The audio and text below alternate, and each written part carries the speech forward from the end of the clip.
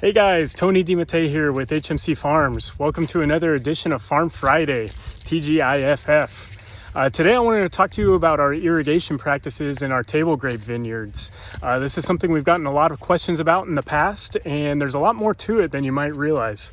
I'll take you through each step of the process, and let's go take a look. All right, first things first, let's look at how water gets to the vines in the field. As you'll see here, every row has a hose on it called a drip line. The water will come from the well, pump through underground pipes in the field, and come out of each of these little holes on the hose called an emitter. And what we're trying to do is keep the roots of the vines happy and healthy. Vines will pretty much grow roots wherever they have access to water. So the bulk of the roots will be in this section right here on the berm, within the top 3 feet of the soil. But you will get roots that will go over to neighboring rows, and then in older vines, some tap roots that will go as deep as 20 to 30 feet. So you're really looking at a big difference in root mass depending on the age of the vine, the soil type, how strong the soil is, etc., etc. When you're deciding how you want to irrigate a specific block, it's really important that you know what kind of soil you're working with on that ranch. A lighter, sandier soil might behave completely different than a heavier soil that's full of clay or something like that. So what I've done here is collected 2 different soil samples. As you can see, this is from one of our lighter, sandier ranches. It doesn't really want to clump up when I squeeze it together. And then this is from one of our heavier ranches that has a little bit more clay mixed in there, and you can see it balls up pretty easily. 12 hours of irrigation in each of these ranches will behave completely differently. In this ranch, the water will filter down to the bottom of the roots really quickly. It won't hold on to that water for that long. It usually will just keep moving downwards. And then it'll also dry out a lot quicker after you're irrigating. In this ranch, 12 hours might take a lot longer to penetrate the soil down to 5 or 6 feet. You might start to see water pooling up on the top of the berm, and then it'll also hold on to that water a lot longer, and it won't dry out as quickly as it would on this ranch.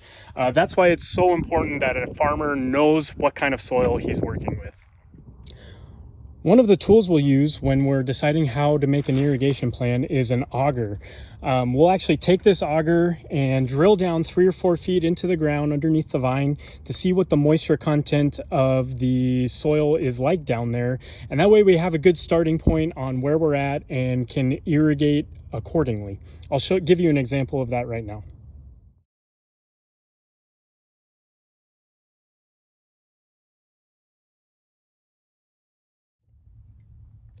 All right, I just probed down about 2.5 or 3 feet and got this soil sample. So we'll take it and we'll squeeze it and try and make a ball and see how well it holds that ball shape. We'll take it, press our fingers into it, our thumb, and really see if we get any water staining or imprints on our thumb. And kind of knowing what our soil type is on this ranch and how easily it forms that ball and how much water staining we have on our thumb, that kind of gives me a decent idea of where we're starting at in regards to moisture content of this soil before we create an irrigation plan for it.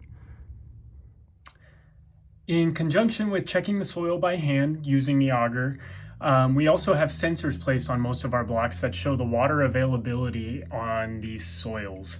So you can see here on this ranch, we have 3 sensors, one at 12 inches, one at 24 inches, and one at 36 inches into the ground. And so it's a nice way to kind of double check ourselves after we've checked a block and go, you know, at 3 feet, I felt like it was a little drier than it was down at 1 foot, which is this blue line down here.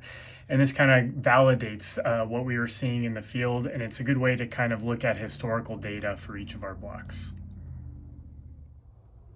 Now you might think that more water means a healthier and happier vine, which means better fruit, right? That's not necessarily the case. In the spring, it definitely is. We will keep these things happy, pump them full of water. We want them to push a nice strong canopy up here. We want the roots to start activating and growing. We want the berries to start sizing up and get as big as they can. But once the berries hit that veraison stage, we will actually start to cut back on water and induce a little bit of water stress. This helps the vine continue to ripen the berries and get some full of sugar and the flavors that we love to eat.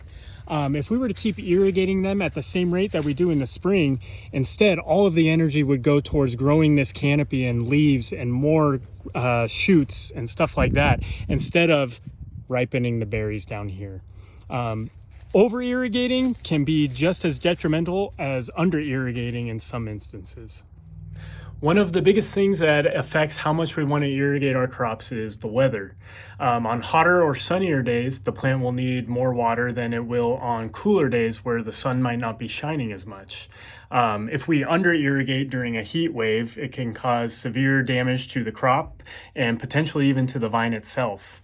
On the other hand, if we over irrigate when it's not necessarily needed, it can lead to severe delays in harvesting the crop, and we might not be able to get as many sugars and flavors into the grapes that we want. One of the most common tools we will use as farmers to determine how much water a vine needs is called ET, which stands for evapotranspiration.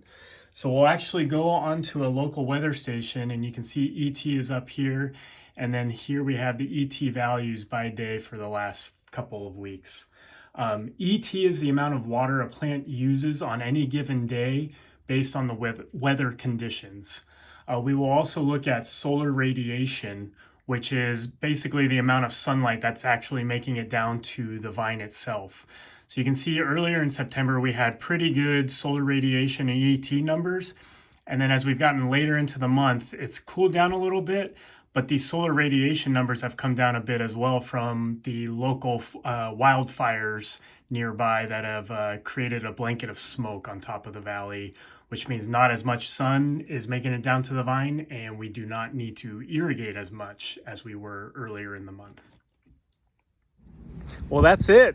I hope this gives you guys a little bit of an idea of what goes into making an irrigation plan for our table grape vineyards here at HMC Farms.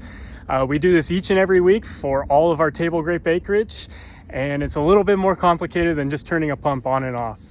I hope you guys have a great weekend, and we will see you next Friday for another Farm Friday. Bye.